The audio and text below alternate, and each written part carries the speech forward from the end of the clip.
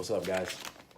I just want to have a conversation real quick about the importance and what really matters in life, because this right here, and I'm not posting this to show off by any means. I just want to show you the sincerity that it doesn't mean anything. It's nothing. It's absolutely nothing. I spent 34 years of my life chasing it, hustling for it, grinding for it, doing everything I possibly could to make more of it. And for 34 years, I was completely wrong for it. And don't get me wrong, there's no feelings inside the money. There's nothing wrong with money. When people say money is the root of all evil, it's not. Human beings are the root of all evil. What we do for money is the root of all evil. The greed that we hold inside of ourselves is the root of all evil. Money is nothing. Money is make-believe. It's a fairy tale. All right? Somehow someone told me that this is $100, but this one's only worth $20. It doesn't, it's nothing. It doesn't control who I am. What I do for a living, or the money that's in my bank account, or how much are you worth, that doesn't define me as a human being. What defines me as a human being and what defines me as a man and what motivates me is the person that my wife says I am, the man that I am to her, the man that I am to my daughter, the father that she says I am. I was like, my daughter doesn't come to me and ask me for money. She just wants my time. She wants my attention. She wants, to spend quality time with her father. And I miss so much quality time because I was always wrapped up in that mentality of I got to get money. I got to hustle. I got to grind. So I was always out there on the grind trying to get more money and saying that comes first. But it doesn't come first. If that is first, if that's your first priority in life, you're in for a major downfall, my dear friend.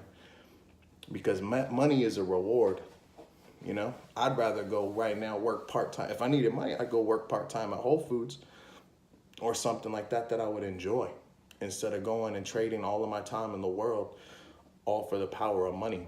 For me to be able to pay for these things that society tells me I need, but I really do not need. I do not need a bigger house. Right now, my wife and my daughter, we live in 1,600 square feet, and there is one unused bedroom here, and there is that one nice living room that no one ever goes in. It's where the cats hang out. I was like, so look at a normal 1,600 square feet for a family of 3, and there's 2 rooms in here that no one uses, plus a garage that we go into when we get a bike out, or we use the washer and dryer. It's a lot of unused space. So why in the world would now that family of 3 think they need to bump it up to a 4,500 square foot house? Because truth be told, I've looked at them, I'm like, oh, I need to bump that up, give me a 2-story. I got to get a California room in the back. I've done it. My ego's crazy. I know, I understand. Because we want to show off and we want to look like we're successful in society's terms of success. But once I broke away from what society tells me is success and found my own path of success, success now is done like this. This is the paper that matters. Here's my daughter's homework that we're going to do together later. That other piece of paper doesn't matter, this is quality.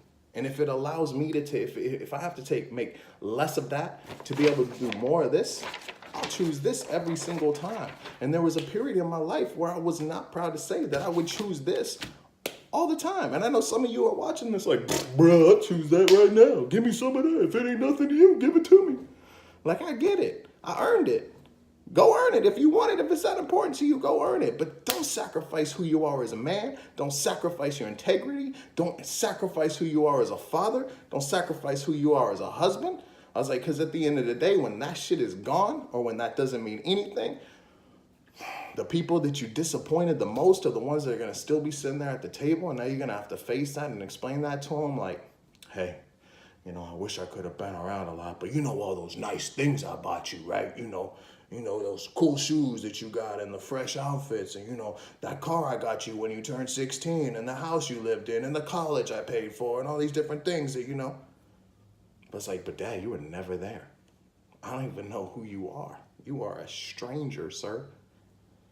And then when that marriage crumbles, and the wife starts to find attention from someone that says she's pretty because you ain't never around to do it. It's like, these are the things that matter, man. These are the important things in life. These are the things that cannot be purchased.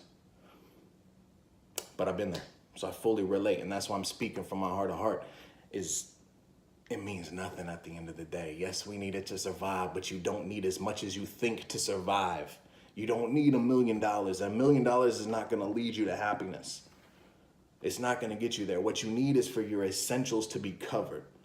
Once your essentials are covered, once your home is covered, or where you live is covered, once you got food covered, your vehicle's covered. But it's like you don't have to have the most extravagant things. Don't live beyond your means. Don't live paycheck to paycheck driving a car that you can't afford or living in a house that you can't afford. That's handcuffs. Set yourself free from that. You don't have to always look for a bigger or higher paying job. You could take a lesser paying job and find more time in it if you just focus on your spending. If you realize there's certain things out there you don't need. If you realize that, I drive a 2005 Camry. I have more cash right here than my car's worth.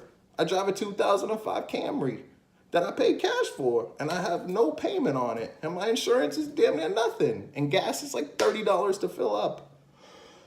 But there's no payment on it. So just because I could go afford to buy that luxury vehicle that society says is success, that shows success, I don't need it. Why would I have it? It's just going to add an unnecessary stress to my life. Challenge yourself.